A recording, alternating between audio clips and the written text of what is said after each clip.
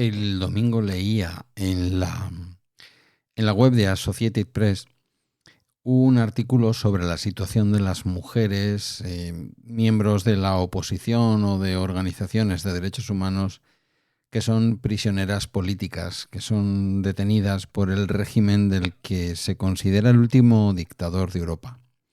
El presidente bielorruso, Lukashenko. Me he atrevido a titular el último dictador de Europa o la última dictadura de Europa, no porque Rusia, su vecina del norte, no tenga una parte de su territorio en Europa, sino porque Rusia tiene también una parte de su territorio en Asia. Y cuando uno lee artículos o ve algún informe de la comunidad internacional, sean ONGs como Human Rights Watch o Amnistía Internacional, informes de la Unión Europea, este tipo de cosas, unos con más pudor, porque al fin y al cabo los países tienen su diplomacia, otros con menos pudor, todos hablan del último dictador de Europa. Así que vamos a hablar de ese último dictador, de esa última dictadura de Europa que es Bielorrusia. Comienza Bala Extra con Pedro Sánchez. Buenos días, hoy es martes 26 de agosto ya de 2025 y este es el capítulo 1522 de Bala Extra, un podcast sobre mis cosas que en el fondo son las tuyas. Y hoy vamos con Bielorrusia. No recuerdo, la verdad que no recuerdo si existe un capítulo, seguramente que sí, porque esta gente trabaja muchísimo y muy bien. En el orden mundial, No es el fin del mundo, el podcast del orden mundial sobre política internacional referido a Bielorrusia. Yo te incito a que trastees por ahí y busques, porque de tenerlo, yo no recuerdo haberlo escuchado, pero de tenerlo seguro que es magnífico. Como te decía, el domingo estaba yo dando un repaso, preparando un poco lo que me gustaría ver esta semana, y siempre hay cosas personales, siempre hay cuestiones que tienen más que ver con lo emocional, pero de vez en cuando también me gusta traer aquí algunas informaciones. Has podido observar que he pasado de puntillas no, he pasado olímpicamente del asunto de los incendios. Me cansa que todo se convierta en una lucha entre las dos tendencias políticas que hay en España, en un partido, en otro o en 25, me da igual. Pero que seamos capaces ya de intentar manipular el asunto de los incendios para hacer política, lo que algunos consideran hacer política, me ha parecido tan lamentable que directamente lo he aparcado. Y sin embargo me he ido no demasiado lejos a un país que hace un poco bocadillo entre una parte de Ucrania y la propia Rusia y que de alguna manera también le sirve a Rusia como colchón entre países que están más en la órbita occidental, vamos a decir, y su propio régimen político, el régimen político de Vladimir Putin. Cuando se disolvió la Unión Soviética, Bielorrusia declaró su independencia y desde el año 94 han estado bajo el mandato ininterrumpido de Alexander Lukashenko. Desde el 94, es más o menos un añito más que el tiempo que yo llevo trabajando en Ermua, es decir, prácticamente toda mi vida laboral. Yo empecé a trabajar como trabajador social en el año 90, es decir, que llevan ni más ni menos que 31 años de dictadura. A Lukashenko, como he dicho, se le considera el último dictador de Europa. Tiene un régimen que se caracteriza por la represión sistemática de la disidencia, por supuesto, ausencia absoluta de libertad de expresión y de reunión y falta de elecciones libres de una manera clamorosa. Aún y así, como casi todos los dictadores que en el mundo son, él hace elecciones para dar apariencia de que está ahí porque se lo merece. Y las de 2020, hace 5 años, tanto la oposición como la mayoría de la comunidad internacional las consideraron fraudulentas. Fueron objeto de masivas protestas en todo el país y eso en una dictadura tiene un sentido muy concreto, y es que el gobierno respondió con una represión muy violenta, miles de detenciones, abusos policiales, y en estos momentos, bueno, de aquellos polvos vienen estos lodos. En estos momentos las fuentes internacionales hablan de algo más de 1.000 presos políticos. La noticia concreta que yo leía el domingo en Associated Press habla de más de 1.200 presos políticos. El número se ha mantenido alto. Ha habido liberaciones puntuales, un poquito de marketing político, pero ahí sigue muy alto. Son personas que han sido detenidas por participar en protestas pacíficas, por criticar al gobierno en redes sociales, por hacer donaciones a víctimas de la represión y por ejercer su profesión como periodistas o como activistas cercanos a la oposición. Es una situación muy grave. Hay informes de tortura, de malos tratos, de juicios absolutamente sumarísimos e injustos. Hay desapariciones forzadas, las desapariciones que acompañan a cualquier régimen dictatorial, y han sido una práctica denunciada y que las organizaciones internacionales ponen encima de la mesa.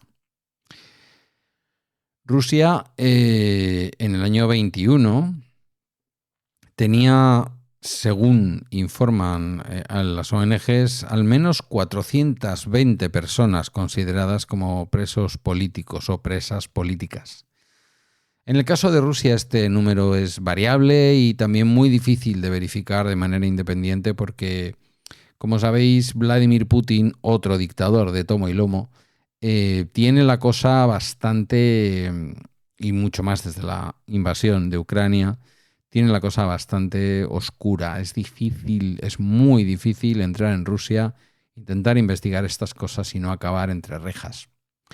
La relación entre los dos países que llevan dentro la palabra Rusia, Bielorrusia y Rusia, es profundísima políticamente, económicamente. Piensa que Lukashenko tiene el absoluto respaldo de Vladimir Putin. Esto le ha servido especialmente en momentos de muchas crisis en política interna, lo del 2020... Y curiosamente tienen entre ellos firmados un acuerdo parecido a lo que hay en la OTAN, que es un acuerdo de seguridad que incluye el uso de armas nucleares en caso de amenaza externa, como una especie de apoyo mutuo. Como digo, es una alianza excepcionalmente importante para el régimen de Lukashenko.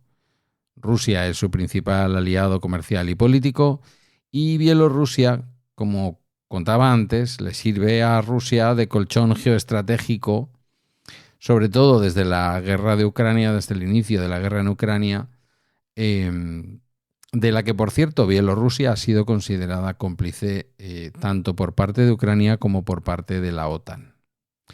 De entre toda esta situación, como os digo, el domingo leí un artículo especialmente llamativo sobre la situación, de entre esta situación, quiero resaltar la situación de las mujeres que están prisioneras o que son activistas contra el régimen de Lukashenko.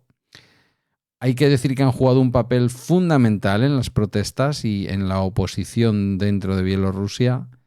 Han liderado muchas de las marchas, muchas de las manifestaciones, y como consecuencia, lógicamente, han sufrido una represión desproporcionada. Las mujeres activistas encarceladas se enfrentan condiciones particularmente duras, con malos tratos, torturas. Se les niegan tratamientos médicos esenciales, se les niega agua potable, se les niega ropa de abrigo, se les niega cualquier elemento de higiene íntima femenina. Son normalmente sometidas a aislamiento y a confinamiento en celdas de aislamiento para castigarlas y para romper su moral y para romper su psicología, y sufren largas condenas. Normalmente son sentenciadas a penas muy severas por sus actividades, siempre pacíficas. No estamos hablando de personas que hayan ejercido ningún tipo de violencia. Entre ellas hay casos conocidos por la comunidad internacional como el de María Kalesnikaya, una de las líderes de la oposición que ha sido condenada a largos años de prisión y que ha sufrido un cruel aislamiento, separación de hijos, en fin, esto es una cosa que se hace habitualmente con las mujeres presas. Bueno, lógicamente a los niños no se les mete en la cárcel, pero se impide a las madres, incluso a los niños y niñas, a sus hijos e hijas, se les lleva a centros de reclusión o a centros de menores, en donde crecen sin ningún tipo de compañía familiar. Sin duda, el asunto de las mujeres en la represión en Bielorrusia es un ejemplo de la represión dirigida en cualquier lugar del mundo, especialmente contra las mujeres, porque las mujeres también sufren la represión de una manera mayor que los hombres. No digo en mayor número, porque a veces en este tipo de movilizaciones las mujeres juegan un papel más secundario, por decirlo de alguna manera, no por la falta de importancia, me refiero al número, ¿vale? Esto es algo que también el patriarcado fomenta, pide, en fin, no sé. Los hombres muchas veces son los que toman las riendas y protestan, aunque vemos también en Venezuela cómo las mujeres están junto a los hombres en esa lucha, pero siempre, como en la propia política, hay más hombres en estas historias.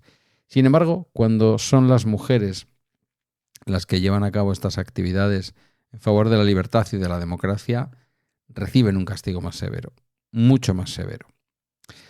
Tanto la Unión Europea como otros organismos internacionales han reaccionado ante la situación de Bielorrusia.